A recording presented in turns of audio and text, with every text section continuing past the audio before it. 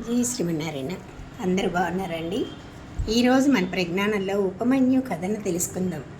పూర్వకాలంలో విద్యార్థులకి విద్య అంత సులభంగా లభించేది కాదు. గురుకులంలో గురుముఖంగా మాత్రమే విద్యాభ్యాసం చేయాల్సి వచ్చేది. అప్పుడు పుస్తకాలు కానీ కంప్యూటర్స్ కానీ ఉండేవి కాదండి. విద్యార్థుల్లో ఆసక్తిని, యోగ్యతలను పరీక్షించడానికి ఎన్నో కఠినమైన పరీక్షలు పెట్టి విద్య నేర్పించేవారు గురువులు.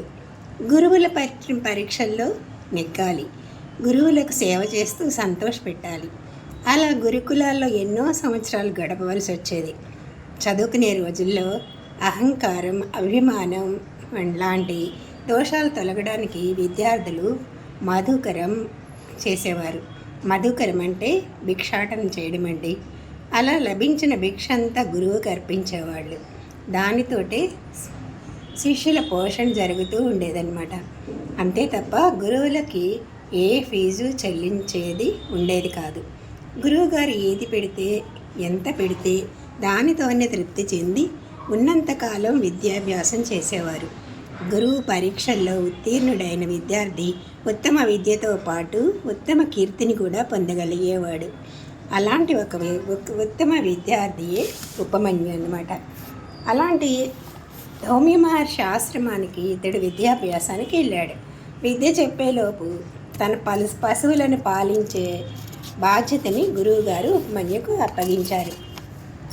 నేను ఈ పనిని ఎందుకు చేయాలి అని శిష్యులు అడిగేవాళ్ళు కాదు. చెప్పింది తూచా తప్పకుండా పాటించడమే వాళ్ళ కర్తవ్యం. గురువు ఆజ్ఞ ప్రకారమే ఉదయమే భిక్ష తెచ్చిన పదార్థాన్నంతా గురువు దగ్గర సమర్పించి పశువుల మేత కోసం ఉపమన్యు అడవికి పోతూ ఉండేవాడు. ఇతన్ని పరీక్షించాలని నిర్ణయించుకున్న గురువు అతడు తెచ్చిన భిక్షాద్రవ్యాలు తీసుకునేవాడే తప్ప ఏమైనా తిన్నావా, తాగావా అని కూడా అడిగేవాడు కాదు. గురువుగారు పెడితేనే తినాలి తప్ప స్వతంత్రించి అడగరాదనే జ్ఞానం కలిగిన ఉపమన్యు మారు మాట్లాడకుండా పశువులను తీసుకుని పోతూ ఉండేవాడు. ఒకనాడు సాయంత్రం పశువులు తోలుకుని ఇంటికి వచ్చాడు ఉపమన్యు. గురువుగారు శిష్యుని చూశాడు. తను ఆహారం పెట్టడం లేదు కదా, మరి పిల్లవాడు ఏం చేస్తున్నాడో తెలుసుకుందామని అడిగాడు. ఏమాయ్, రోజు ఏం తింటున్నావు? అడవిలోకి వెళ్ళి ఆకు అలమలు తింటున్నాను గురూజీ అని వినయంగా సమాధానం ఇచ్చాడు ఉపమన్యు. తన ఆహారం పెట్టలేదు సరికదా, ఏదో ఒకటి తింటున్నాడులే అని ఊరుకోకుండా ఆకు అలము నువ్వే తింటే ఇంకా పశువులకేం మిగులుతుంది, వాటి ఆహారం మనం తినకూడదు అన్నాడు. సరే గురువు గారు అన్నాడు ఉపమన్యు.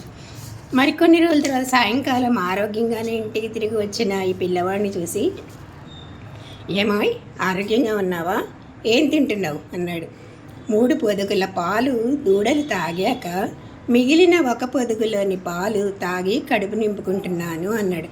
అయ్యయ్యో, నువ్వు తాగుతున్నావని కదా దూడలకి ఇచ్చే పాలు నీకు వదిలేస్తోంది ఆవు, దూడలు చిక్కిపోవు నీ వల్ల, అందుచేత దూడల ఆహారం నువ్వు తీసుకోకూడదు అన్నాడు గురువుగారు. సరే అన్నాడు శిష్యుడు.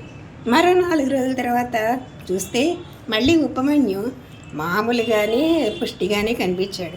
ఏమై, ఎలా ఉంటున్నావు, ఏం తింటున్నావు అన్నాడు గురువుగారు. మీరు చెప్పినట్లు దూడల కోసం పొదుగులో ఉన్న పాలు నేను తాగటం లేదు గురువుగారు. అయితే అవి పాలు తాగాక వాటి పక్క నుంచి సెలవులలోంచి వ్యర్థంగా పోయే నురుగుని తాగుతున్న ఆచార్య అన్నాడు.